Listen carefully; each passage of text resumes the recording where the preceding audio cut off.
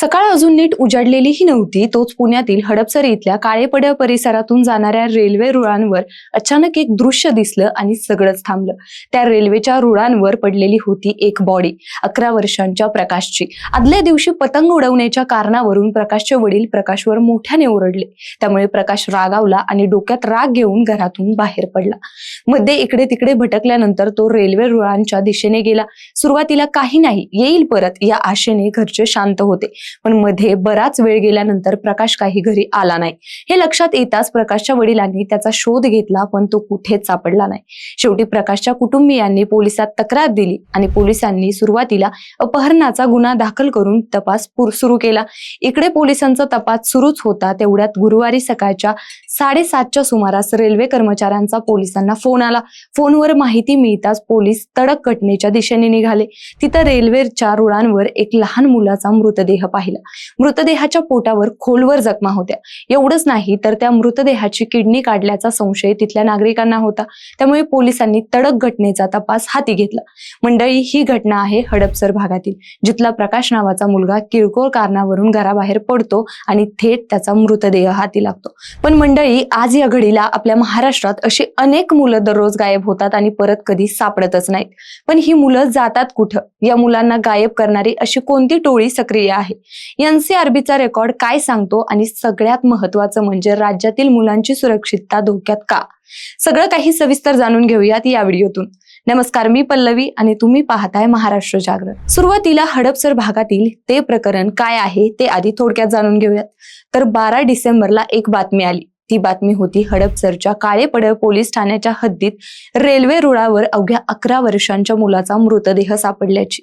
या घटनेमध्ये आश्चर्य असं की त्या मृतदेहाची किडनी काढून नंतर मृतदेह रेल्वे रुळावर टाकून देण्यात आलेला होता, असा संशय व्यक्त केला जातोय। या प्रकारामुळे खळबळ उडाली असून पोलिसांनी तपासाला सुरुवात केली। प्रकाश दाबले भूल असं या मुलाचं नाव आहे।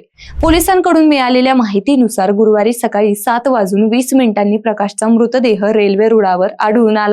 रेल्वे कर्मचाऱ्यांनी या संदर्भात काळेपडळ पोलिसांना माहिती कळवली।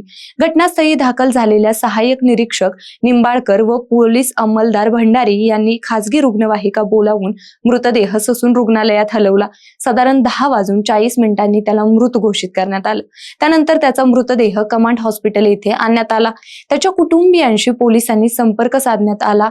मृत प्रकाशच्या पोटावर कापल्याचे व्रण असून त्याची किडनी काढल्याचा संशयही व्यक्त केला जातोय। याबाबत काळेपडळ पोलीस ठाण्याचे वरिष्ठ निरीक्षक मानसिंग पाटील यांनी सांगितलं की संबंधित मुलावर त्याचे वडील पतंग उडवण्याच्या कारणावरून ओरडले होते।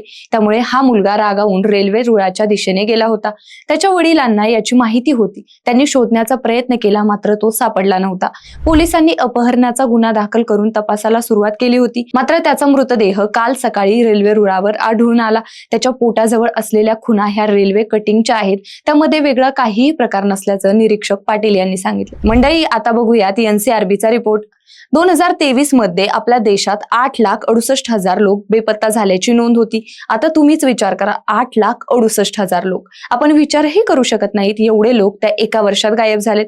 यातील अर्धे लोक सापडले तर जवळपास अर्धे लोक म्हणजे 4 लाखांपेक्षा जास्त लोक अजूनही सापडले नाहीत। याचा अर्थ असा की हरवलेल्या 100 लोकांपैकी फक्त 53 लोक सापडतात।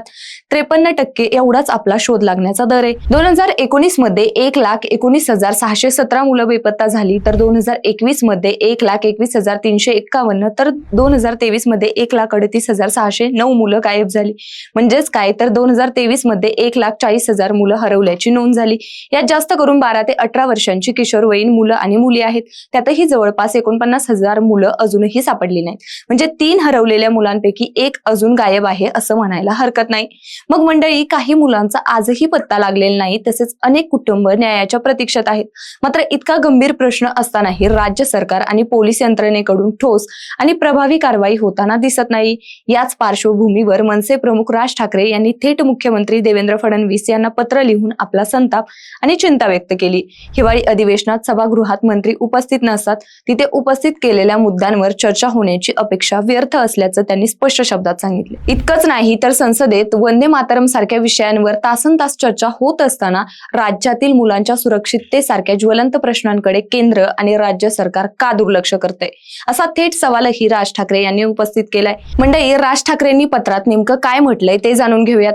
महाराष्ट्रात लहान मुलं पळवली जाण्याचं आणि बेपत्ता होण्याचं प्रमाण चिंताजनकरित्या वाढत असून एनसीआरबीच्या आकडेवारीनुसार 2021 ते 2024 या काळात यात जवळपास 30% वाढ झाली आहे. मुलांना पळवून कामाला झुंपणं, भीक मागायला लावणं अशा आंतरराज्य टोळ्या राज्यात सक्रिय असताना यावर सरकारकडून ठोस आणि परिणामकारक कारवाई होत असल्याचं चित्र दिसत नाही. केवळ किती तक्रारी दाखल झाल्या आणि किती मुलं सापडली एवढी आकडेवारी देणं पुरेसं नसून अनेक प्रकरणं पोलिसांपर्यंत पोहोचतच नाहीत आणि सापडलेल्या मुलांवर होणाऱ्या मानसिक आघाताचा विचारही केला जात नाही.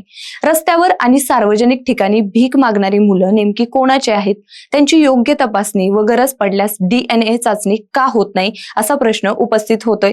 या गंभीर विषयावर विधिमंडळात सखोल चर्चा होऊन सत्ताधारी आणि विरोधकांनी एकत्रितपणे प्रशासनाला ठोस पावलं उचलण्यास भाग पाडावं. तसेच मुख्यमंत्री आणि गृहमंत्री म्हणून आपण केवळ चर्चेपुरते न थांबता प्रत्यक्ष कृती करावी हीच महाराष्ट्राची तुमच्याकडून ठाम अपेक्षा आहे, असं पत्र राज ठाकरेंनी लिहिलंय.